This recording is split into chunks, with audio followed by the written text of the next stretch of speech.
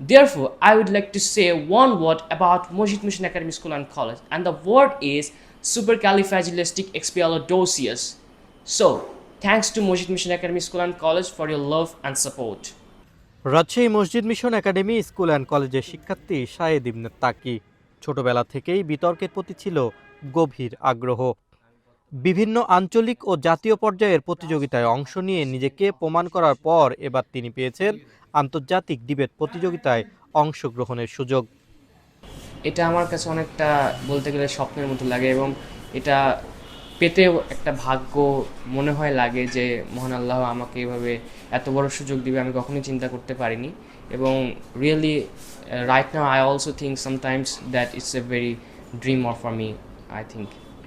এই অর্জনের পিছনে রয়েছে দীর্ঘদিনের পরিশ্রম, অধ্যাবসায় এবং শিক্ষকদের সহযোগিতা। আন্তর্জাতিক মঞ্চে অংশগ্রহণের সুযোগ পাওয়ায় উচ্ছ্বাসিত তার সহপাঠীরাও।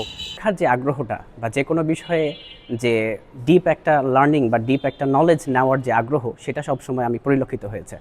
সে রেগুলার স্কুলে অ্যাটেন্ড করে এবং শুধু ইংলিশ সকল সাবজেক্টেই সে সমানভাবে পারদর্শিতা দেখানোর চেষ্টা করে।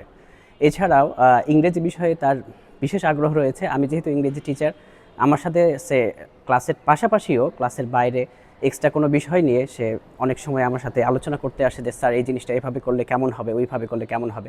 এটা থেকে পরিলক্ষিত হয় যে সে বিশেষভাবে শেখার প্রতি আগ্রহী এবং আমরা তার উত্তরোত্তর উজ্জ্বল ভবিষ্যৎ কামনা করি। একজন শিক্ষার্থীর এই অর্জন শুধু তার ব্যক্তিগত সাফল্য নয়, বরং রাজশাহী শিক্ষাঙ্গনের জন্য গর্বের বিষয় বলেও মনে করেন সংশ্লিষ্টরা।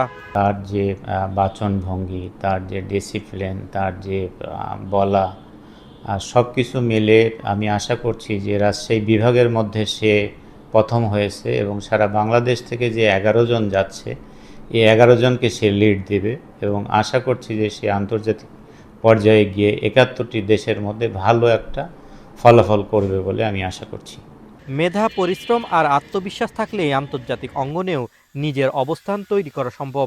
সেই বার্তাই যেন নতুন করে তুলে ধরলেন রাজশাহীর এই শিক্ষার্থী। আশিকুর রহমান, রাজ টাইমস।